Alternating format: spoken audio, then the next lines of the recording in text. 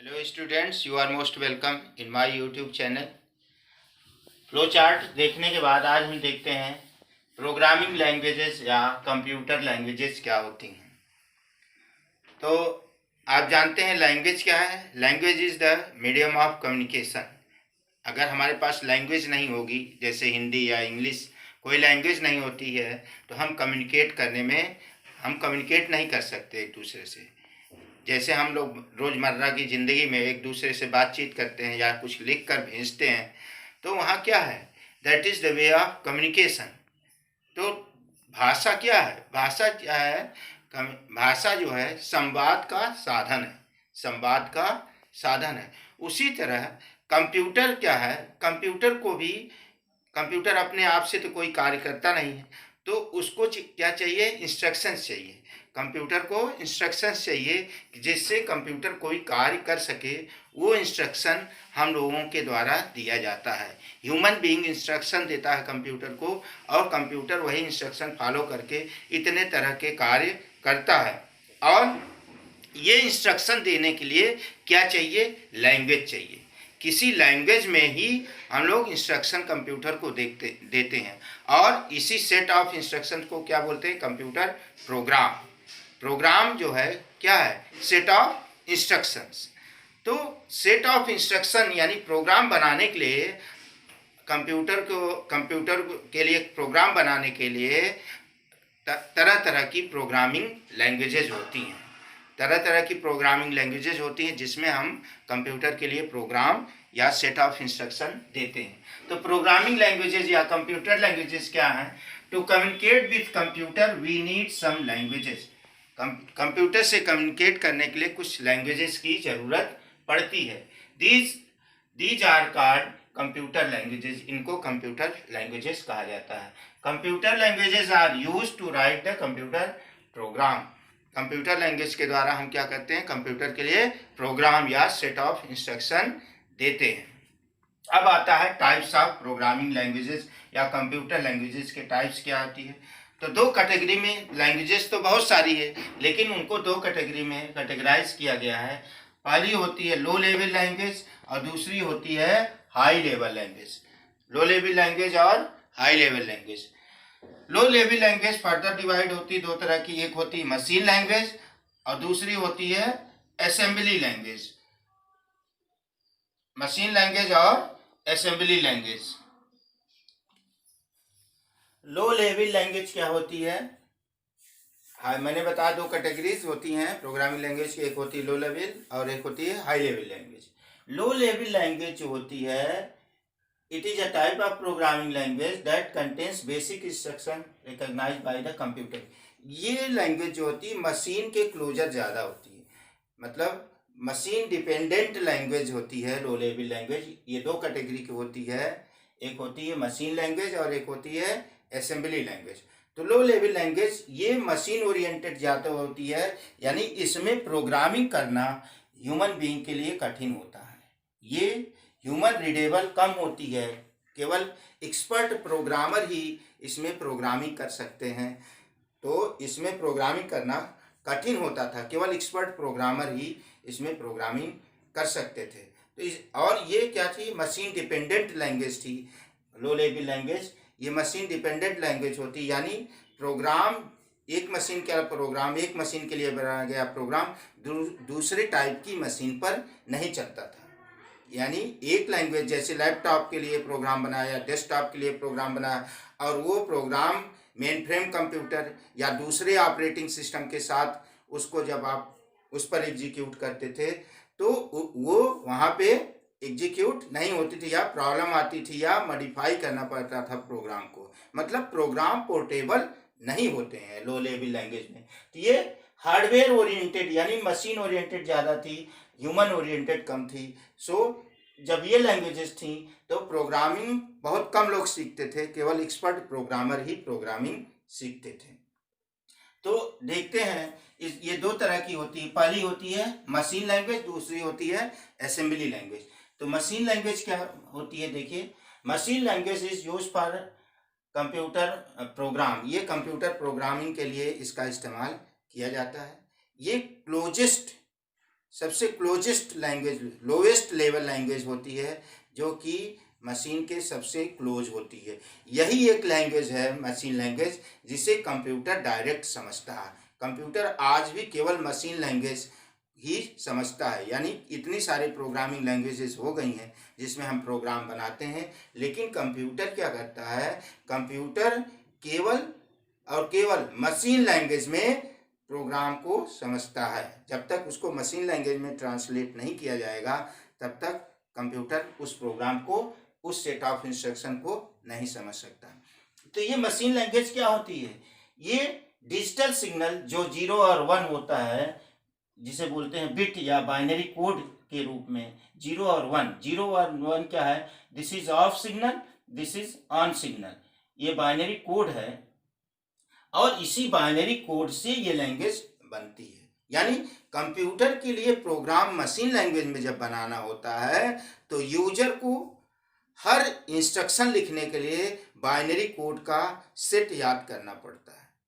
Binary code का set यानी 0-1 का कॉम्बिनेशन, पर्टिकुलर स्टेटमेंट के लिए 0-1 का कॉम्बिनेशन अलग अलग होता है, और वो याद करना पड़ता है, और वो बहुत डिफिकल्ट होता है ह्यूमन बीइंग के लिए वो कोड याद रखना।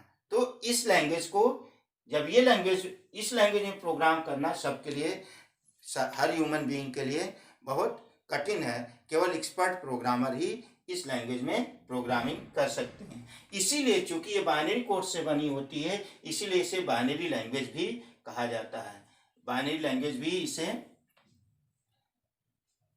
also known as binary language. Binary language की खासियत, खूबी क्या है, ये कंप्यूटर डायरेक्ट समझता है, किसी ट्रांसलेटर की ज़रूरत नहीं होती है। और मशीन लैंग्वेज में या बाइनरी लैंग्वेज में लिखा गया प्रोग्राम सबसे फास्ट एग्जीक्यूट होता है, क्योंकि उसमें ट्रांसलेटर की ज़रूरत नहीं होती है और कंप्यूटर डायरेक्ट समझता है, तो एग्जीक्यूशन जो है बहुत फास्ट होता है। मशीन लैंग्वेज में लिखा गया सेट ऑफ इंस्ट्रक्शन सबसे तेज एग्जीक्यूट होता है। लेकिन ड्रॉबैक क्या है इस प्रोग्रामिंग लैंग्वेज का, जैसा मैंने बताया, ये डिफिकल्ट है to understand by human being.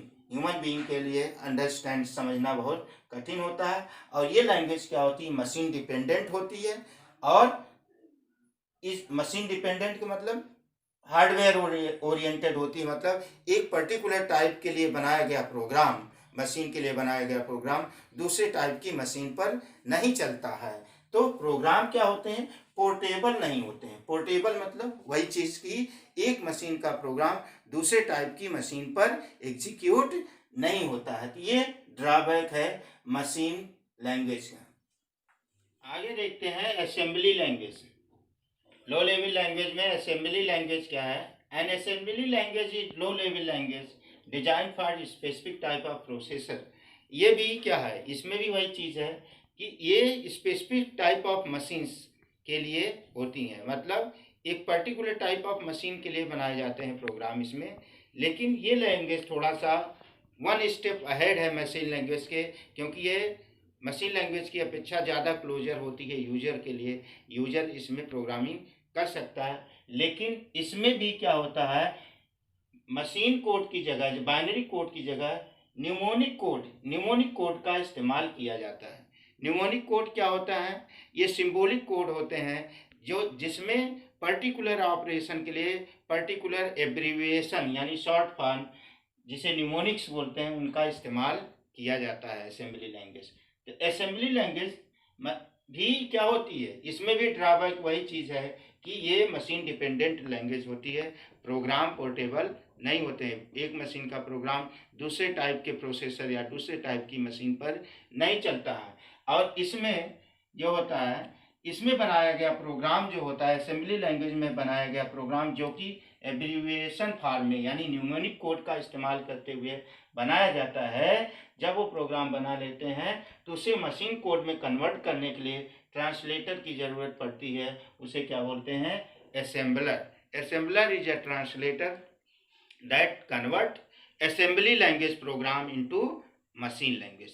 Assembly language को, असेंबली लैंग्वेज में बनाए गए प्रोग्राम को मशीन लैंग्वेज में कन्वर्ट करता है। तो जैसे न्यूमोनिक कोड होते क्या है, चूँकि ये लैंग्वेज हमको पढ़नी नहीं है, तो कुछ एब्रीविएशन फॉर्म, जैसे यह मूवी है, MOV एक निमोनिक कोड है जिसका मतलब होता है move data from one location to another. JMP jump to another location. इसी तरह INT इसका मतलब हुआ कि आपका इंटरप्ट प्रोसेस। तो इस तरह से आपका कुछ निमोनिक कोड, जैसे मैंने यहाँ बताया, इस तरह से बहुत सारे कोड होते हैं, उनको याद करना पड़ता है। लेकिन ड्रॉबैक इसमें क्या है, मतलब मशीन लैंग्वेज से ये थोड़ा आसान होती है यूजर के लिए, लेकिन इसमें भी वही प्रोसेस है कि इसमें प्रोग्रामिंग करना टेडियस होता है, और प्रोग्राम जो होता है वो स्पेसिफिक टाइप ऑफ मशीन यानी मशीन ओरिएंटेड होता है। तो प्रोग्राम जो होते हैं इसमें लिखे गए पोर्टेबल नहीं होते हैं। आगे आता है high level language. High level language क्या है, ये सबसे क्लोजर होती है ह्यूमन बीइंग के लिए। हाई लेवल लैंग्वेज के आ जाने से क्या हुआ, प्रोग्रामिंग आसान हो गई, क्योंकि ये ह्यूमन रीडेबल लैंग्वेज में प्रोग्राम बनाया जाता है। इंग्लिश के वर्ड्स और फ्रेज इसमें इस्तेमाल होते हैं, जिससे कि प्रोग्रामिंग करना आसान होता है। और इसमें तरह तरह की फैसिलिटी जैसे लूप्स, एरे, डेटा टाइप्स, इन सब की सुविधा प्रोवाइड की गई, जिससे प्रोग्रामिंग करना इसमें आसान हो गया। इसमें मशीन के लिए इंस्ट्रक्शन, पर्टिकुलर मशीन के लिए इंस्ट्रक्शन देने के बजाय इसमें बहुत सारी facility, loop, array, structure, data types, इन सब का इस्तेमाल, इंग्लिश के वर्ड्स और फ्रेज का इस्तेमाल करते हुए इसमें जो है प्रोग्रामिंग की जाती है। तो प्रोग्रामिंग इसमें क्या होता है, आसान होता है, जिससे कि बहुत सारे यूजर्स, बहुत सारे ह्यूमन बीइंग्स प्रोग्रामिंग कर सकते हैं, क्योंकि इसमें इंग्लिश के वर्ड्स और फ्रेज इस्तेमाल होते हैं। इस लैंग्वेज में बनाए गए प्रोग्राम क्या होते हैं, पोर्टेबल होते हैं, मतलब एक मशीन का प्रोग्राम दूसरे मशीन पर चल सकता है, थोड़ा मॉडिफाई करके या कुछ भी बिना मॉडिफाई किए चलाया जा सकता है। और मशीन इंडिपेंडेंट प्रोग्रामिंग होती है, मतलब ये पर्टिकुलर टाइप की मशीन के लिए ही प्रोग्राम नहीं बनाया जाता है। एक मशीन का बनाया गया प्रोग्राम दूसरे टाइप की मशीन पर एग्जीक्यूट हो सकता है। तो हाई लेवल लैंग्वेज के आ जाने से बाकी लैंग्वेजेस में, जो असेंबली लैंग्वेज और मशीन लैंग्वेज से, उसमें प्रोग्रामिंग ऐसा नहीं कि वो ख़त्म हो गई, उनका भी स्पेसिफिक टास्क है, उनका इस्तेमाल किया जाता है। लेकिन इसके आ जाने से अब लोग इसमें प्रोग्रामिंग करते हैं, क्योंकि इसमें प्रोग्रामिंग करना आसान होता है, आसानी से प्रोग्रामिंग सीखी जा सकती है। वहाँ particular register level, memory level पर प्रोग्रामिंग की जाती थी, स्पेसिफिक इंस्ट्रक्शन को लिखने के लिए पर्टिकुलर कोड याद करने पड़ते कि जो कि बहुत कठिन था। तो ये जैसे C++, जावा, बेसिक, जो वर्तमान में लैंग्वेजेस हैं, ये सब क्या होती हैं, हाई लेवल लैंग्वेजेस होती हैं। तो हाई लेवल लैंग्वेजेस को लिखा गया प्रोग्राम क्या कहलाता है, सोर्स कोड। तो जैसे C हो गया, जावा हो गया, C++, ये हो गया, इसमें बनाया गया प्रोग्राम क्या होता है, सोर्स कोड कहलाता है। तो जैसे C का प्रोग्राम है, C में बनाया गया प्रोग्राम है, C लैंग्वेज में, ये क्या कहलाता है, सोर्स कोड। Source code. अब इसको, चूंकि हाई लेवल लैंग्वेज जो है, इसमें प्रोग्राम हम तो आसानी से बना सकते हैं, लेकिन कंप्यूटर उसे समझता नहीं। इसको मशीन कोड में ट्रांसलेट किया जाता है, मशीन कोड में ट्रांसलेट किया जाता है, तब कंप्यूटर उसे समझता है। तो सोर्स कोड को मशीन कोड में ट्रांसलेट करने के लिए सॉफ्टवेयर आता है, उसे क्या बोलते हैं, एक होता है इंटरप्रेटर, और दूसरा होता है कंपाइलर। इंटरप्रेटर और कंपाइलर के द्वारा जो है सोर्स कोड को मशीन कोड में कन्वर्ट किया जाता है। अब इंटरप्रेटर और कंपाइलर क्या है, ये ट्रांसलेटर हैं जो सोर्स कोड को मशीन कोड में कन्वर्ट करते हैं, लेकिन दोनों का तरीका अलग है। इंटरप्रेटर क्या करता है, इंटरप्रेटर ट्रांसलेट करता है हाई लेवल लैंग्वेज को मशीन लेवल लैंग्वेज में, one by one line at A time. जैसे मान लीजिए आपका सी में प्रोग्राम बनाया गया, सॉरी किसी लैंग्वेज में बनाया गया, बेसिक में बनाया गया प्रोग्राम है, तो मान लीजिए उसमें लिखा है इनपुट A B, फिर C, let C equal to A plus B, print C, इस तरह से आपने बेसिक में प्रोग्रामिंग की। तो इसमें क्या होता है, ये हाई लेवल लैंग्वेज में बनाया गया है। बेसिक एक लैंग्वेज है, हाई लेवल लैंग्वेज का एग्जांपल, उसमें बनाया गया प्रोग्राम है। इसमें होता क्या है, असेंबली इंटरप्रेटर मेथड जब अपनाया जाता है तो उसमें एक लाइन ट्रांसलेट होती है मशीन कोड में और वो एग्जीक्यूट होती है, फिर दूसरी लाइन ट्रांसलेट होती है मशीन लैंग्वेज में और वो एग्जीक्यूट होती है, फिर तीसरी लाइन ट्रांसलेट होती है, एग्जीक्यूट होती है। मतलब इंटरप्रेटर से जब ट्रांसलेशन होता है तो उसमें जो होता है लाइन बाय लाइन ट्रांसलेशन होता है। एक एक लाइन ट्रांसलेट होती है मशीन लैंग्वेज में और वो एग्जीक्यूट होती चलती जाती है। बीच में आगे कहीं एरर आती है तो वहाँ पे रुक जाता है, प्रोग्राम हाल्ट हो जाता है। तो वो एरर दूर करके ही फिर हम प्रोग्राम को आगे इंटरप्रेट कर सकते हैं। तो interpreter is a translator that translate program written in high level language into machine language line by line translate करता है। और जैसे बेसिक क्या है, इंटरप्रेटर बेस्ड प्रोग्रामिंग लैंग्वेज है। Interpreter based high level language है, यानी इसमें इंटरप्रेटर का इस्तेमाल किया जाता है ट्रांसलेट करने के लिए हाई लेवल लैंग्वेज को मशीन लैंग्वेज में। तो बेसिक बनाया गया प्रोग्राम। और सी जो है कंपाइलर बेस्ड है। कंपाइलर बेस्ड या C++ भी आपका कंपाइलर बेस्ड लैंग्वेज है, जिसमें क्या होता है, जितना प्रोग्राम आप लिखे रहेंगे उस पूरे को जब तक ट्रांसलेट नहीं कर लिया जाता है मशीन लैंग्वेज में तब तक एग्जीक्यूशन स्टार्ट नहीं होता है।